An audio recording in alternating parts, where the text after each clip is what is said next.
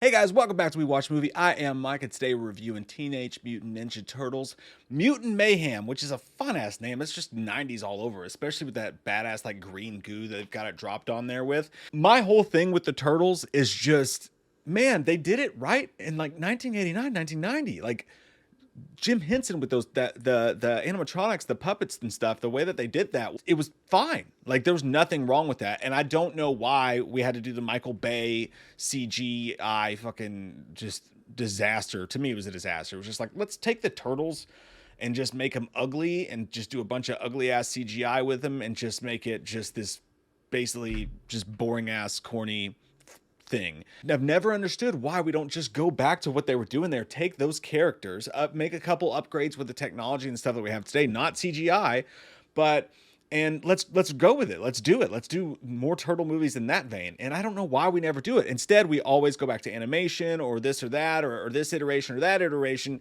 and it just boggles my mind. But I went in to watch this with full eyes clear, farts can't lose, and I just had a blast with it. I was shocked. At first, it takes a second to get used to some things. Like, everything is still the same, but just a little bit off. And some of it takes some getting used to. For instance, Splinter is voiced by Jackie Chan.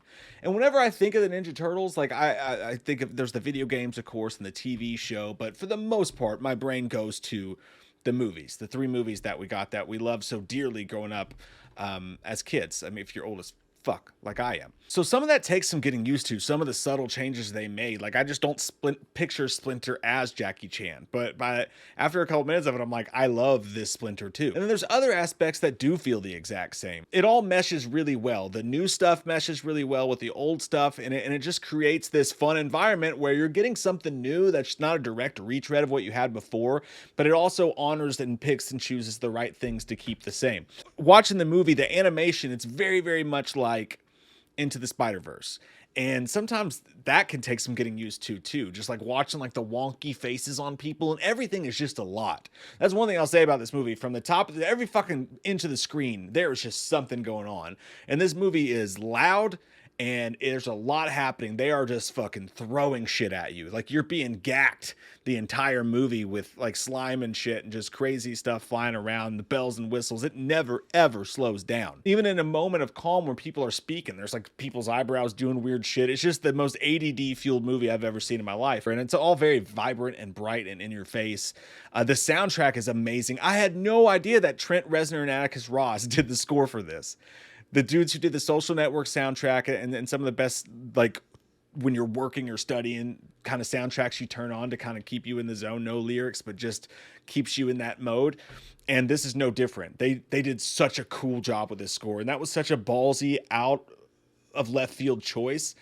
But it worked out so well for the movie, and the soundtrack is amazing too. The soundtrack is just so fun. It is old school, a lot of old school hip hop, Tribe Called Quest type stuff like that in there. But there's also some great jokes about the Four Non Blonde song "What's Up," because who doesn't love to sing that fucking song? I said, hey, what's going on? And there's a lot of 90s and semi 80s vibes going on throughout the music and in the movie, and it was just a nice place to transport back to. Again, so much new, and then there's some old stuff too, and it just vibes really well together. I just said vibes.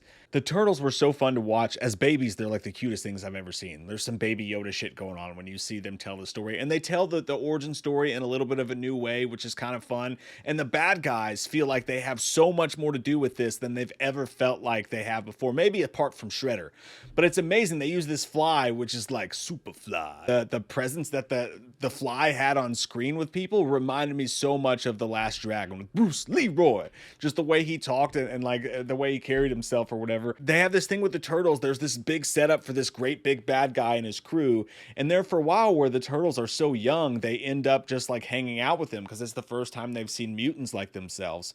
So that was a neat thing that you haven't seen really before. And also on the flip side of that, the April O'Neil thing worked out perfectly. I don't even want to get into the whole, oh my God, April O'Neil should be this or that. I don't give a fuck. Fictional characters. But the way that they brought her in made her play an important role in that. It was kind of cool because she's this nerdy teen whose values and stuff align with the turtles, where she's kind of an outsider and she kind of wants to change her narrative. It works perfectly with the turtle situation because their biggest plight here is that they're lonely. They're sick of being underground, and they want to go be around humans. And there's this running gag where Splinter keeps telling them that if they go upstairs, if they go out and get seen, that humans are going to milk them. And they're like, do we even have nipples? Which is a great running joke in the movie. The only thing I'll say is that it started to feel really long in the tooth by the time they got to the end of it, because everything's so fresh and it feels so vibrant, and like them hanging out with the bad guys in like a bowling alley arcade, all that stuff's so fun. And then you get towards the end of the movie and it just kind of sort of, and I'm not exactly sure where else they should have taken it, so I take my criticism with a grain of salt, but it ends up just like any other superhero movie. As cool as it looked and as beautiful as it was all shot and animated and everything, it was just like, I've seen this, too many movies in this way, in this realm, and everything else felt so fresh up to that.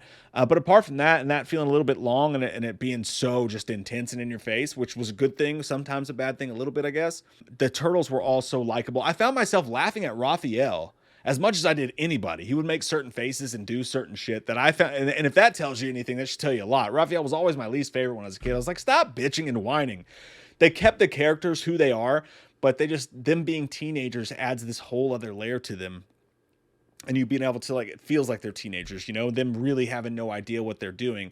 It was just so cool to watch. And I'm going to actually see it again. I really am. I liked it that much. I will give Mutant Mayhem an 8.5. It's going to be one of the most liked movies of the year for me. I actually really surprisingly enjoyed it. I still think we need to go back and do the goddamn puppets. All right. But, and by the way, my 7-year-old loved it as well. So that's her review of it. She liked it a lot, and she's like, as soon as that comes home, we're going to watch it. And we are. And by the way, how do you guys rank the original 3 Turtle movies? My favorite one's the second one. I don't know why. Just the opening of that when they're fighting the bad guys and Mikey has the sausages and Donatello is pretending to be the that thing, whatever you call those things. I just adore that movie so much, and I loved how it had the ooze in there. That green ooze I was always obsessed with that. And then Super Shredder and the go ninja, go, and the rap at the end of that. I just love it so much. Still love the first one. The third one is, jeez, man. Jeez. But yeah, what's your guys' ranking of the original trilogy? How did you guys feel about this if you watched it? I love your fucking faces, and I hope you guys have an amazing day. And remember, never pay full price for late pizza. Hello, listener. Do you like scary movies? What's your favorite scary movie? Well, Jay and Mike like scary movies too. You should go and subscribe to their podcast, We Watched a Movie. Because if you don't, I'll gut you like a... Well, I think you get the idea. Enjoy yourselves while you still can.